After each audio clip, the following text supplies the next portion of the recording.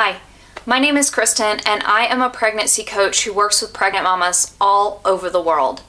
I help you go from feeling anxious and overwhelmed to enjoying your pregnancy, preparing for a sacred birth, and giving your baby the beautiful beginning that you are dreaming of. Today, I want to give you a pregnancy diet primer or primer for first-time moms. If you've watched any of my videos, you know that I think that pregnancy diet is super important. But a lot of times you feel really lost. What am I supposed to eat and how am I supposed to do this? So what I want to do is outline some basics for you and talk about why they're so important so that you know what the foundation of your good pregnancy diet should be. Now, these things are things that were taught by Dr. Thomas Brewer decades ago at this point. He was really a pioneer. He worked in a low-income pregnancy clinic in California, and the beautiful thing about his work is that he took this population that was very much at risk for having pregnancy complications and unhealthy babies and even danger for mom and baby, and he made such a difference that the women in that clinic had almost no pregnancy complications after his work was implemented. And what did he do? He believed in nutrition counseling.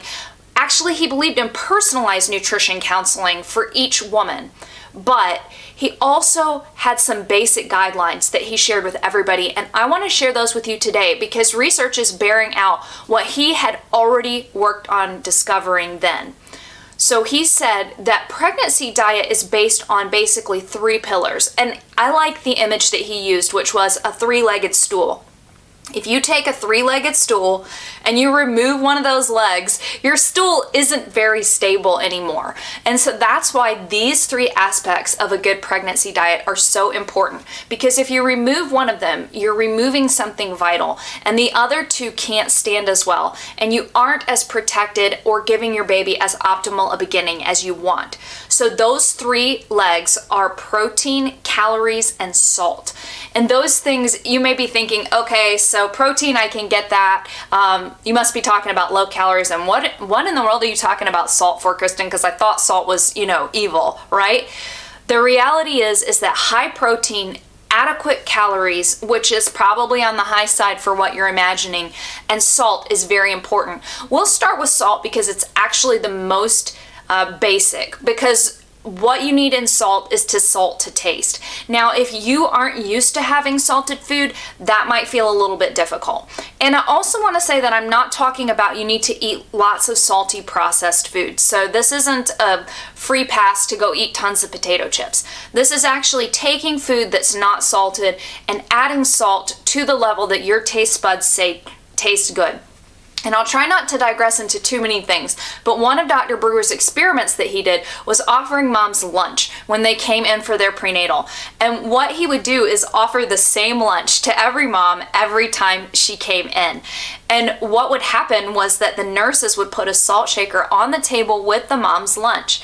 And she would have measured the salt shaker beforehand or weighed it, and then after the mom left, she would weigh. And what they discovered was that moms early in pregnancy and then the same woman later in pregnancy would have more salt later in pregnancy, because salt helps maintain the blood volume expansion that is absolutely critical to pregnancy. It helps maintain osmotic pressure. Now, we think about salt in a negative light today, and we also associate it with fluid retention. And so you might think fluid retention is a bad thing in pregnancy because that could mean there's a complication. But the reality is you need 60% more blood during your pregnancy in order to sustain a healthy pregnancy. Now, it is true that if you were to start seeing a ton of swelling in ankles or in your hands or in your face, that could be unhealthy. And that's actually a sign that the fluid is trying to build up in your body, but it can't stay in circulation, so it pulls in your tissues.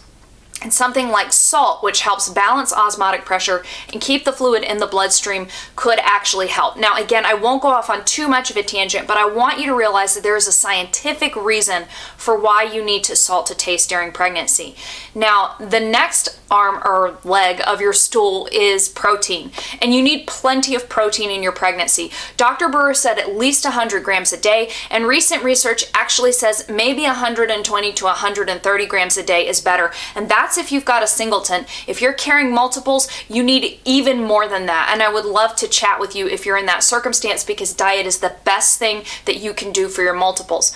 But having said that, that is a lot of protein most days for most women. They're not used to eating anywhere near that, but it's also very doable if you're eating protein-rich foods. And the ideal proteins, the ideal foods to get during your pregnancy are animal foods.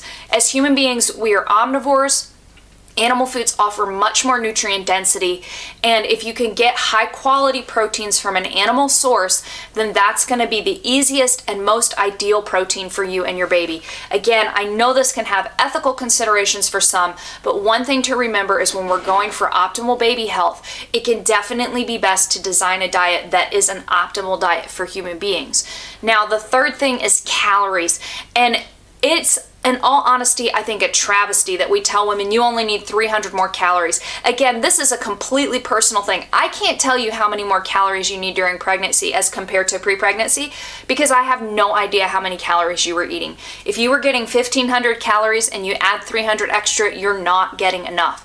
Because the reality is you want to be getting 2,000, 2,300 plus calories a day during pregnancy. And it really depends on your body, your diet, and also your activity level throughout pregnancy. But these are the three pillars of a good pregnancy diet. And if you have an idea of where you're starting from, then you have an idea of where you're going to. I want to add the caveat that if you're in your first trimester and you think you can't keep anything down, it's okay. What we want to do is get you to the place where you're building up to this somewhat steadily and rapidly through your second trimester. But in the first trimester, focus on nutrient density of the foods that you can keep down. Now, if you're watching this, I know that you are thinking about, I want to have the healthiest baby possible. I want to have a smooth and safe birth experience, and pregnancy diet is the way that you do that. And you may be thinking, okay, Kristen, I want those 3 legs of the stool, but how do I make that happen? I'm busy, I have to work, I have to chase my other kids around. Maybe I'm breastfeeding an older child, which I want you to think that you have twins, or you're like, I really am carrying twins, Kristen. What do I do? This is why I love the work that I do as a pregnancy coach. I work with women all over the world, and this is one of the coolest parts of it, because I get to talk to you and look at your life and your diet and help you design easy meal plans that nourish you and your baby. And I'm there to support you in so much else as well, including your birth preparation, that mental, emotional, spiritual preparation that you're doing with your, or for your baby, with your baby, and all of the things that you're doing to get your birth plan ready, to get your ducks in a row, to plan to bounce back quickly postpartum, all of that. I'm there for you. If that level of support appeals to you, let me know. Head over to birthbabylife.com/beautiful. We can get on the phone this week and chat about what support looks like for you.